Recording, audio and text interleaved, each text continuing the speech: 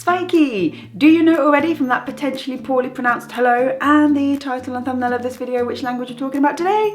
Yes, Latvian.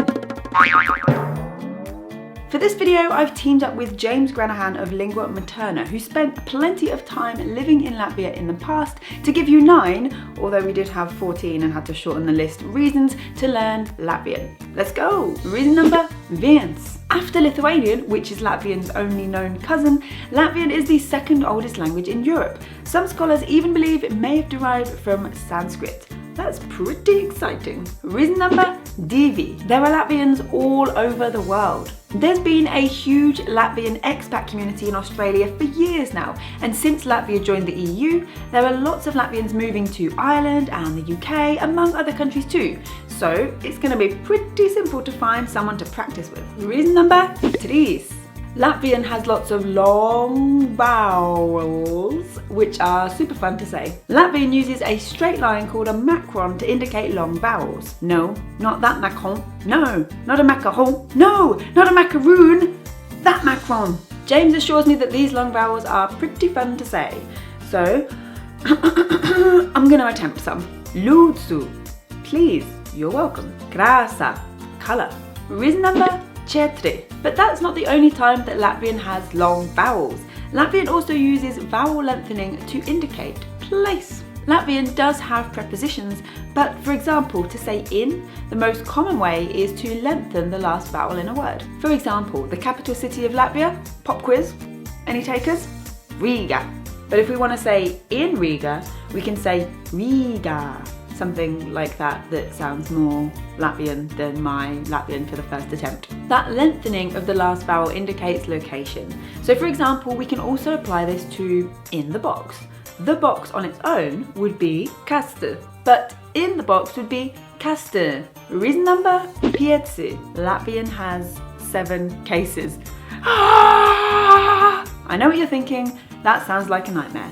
But let me try and persuade you that it's not all that bad. Having lots of cases can be fun too, right? This means that you don't have to worry too much about prepositions, although Latvian does have prepositions as well, but it makes things a lot simpler if you can learn things in a solid, rote fashion. If that's what you're used to, if that's what you enjoy, give Latvian a go.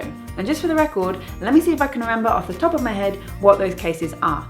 Nominative, accusative, genitive, dative, instrumentative, locative, vocative.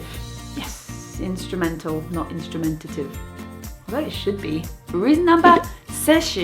But for all those cases that you have to learn, there are some plus sides too. Latvian has no articles. Yay! Reason number 7. Latvians and their Baltic neighbours love the outdoors. So if you do too, this is a good country to visit and a good reason to learn the language, so when you visit you can have much more fun. Latvia is full of trees, trees, trees and more trees, and lakes, lakes, lakes and more lakes. So it's no wonder that Latvians love the outdoors. Most Latvians, even in cities, grow their own vegetables and love nothing more than foraging through the forests, collecting wild mushrooms and good stuff like that.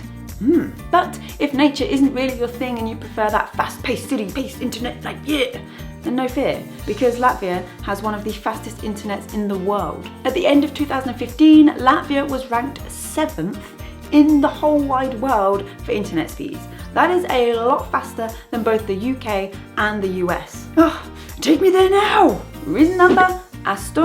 A lot of Latvians don't speak very much English, and on top of that, they love it when you speak their language. Definitely in Riga, you'll find that most people speak Latvian, maybe some Russian, and maybe some English as a third option. But as soon as you venture outside of the capital, that English is going to be harder to come by. So if you're looking for getting out into those forests and away from that super fast internet, well, you'll still have the super fast internet, but still, then you'll need some Latvian. But not only that, just a few words such as a simple svietki or paldies will get a little smile and maybe even a chuckle, especially if you pronounce it like me. And as for that Russian I mentioned, there's actually a large minority of people within Latvia who speak Russian over Latvian. And in fact, in the second largest city in the country,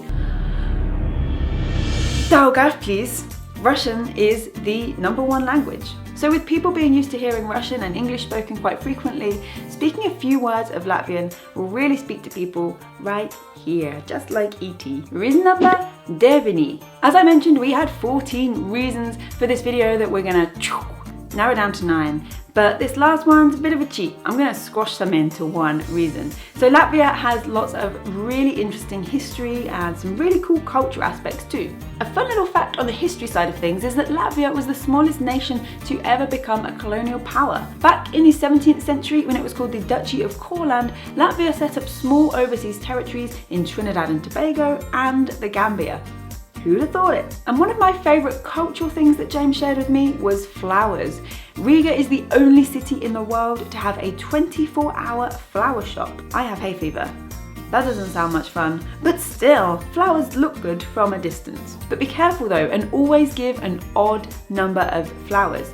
Even numbers are only ever given at funerals, so 11 roses are much better than a dozen roses. Once again, a huge paldies to James for sharing these reasons with me for this video. But what about you? Do you speak Latvian? Are you learning Latvian? Let me know your reasons in the comments below. And as always, remember to subscribe for plenty of language learning videos. I'll see you very soon. Paldies! Līdz!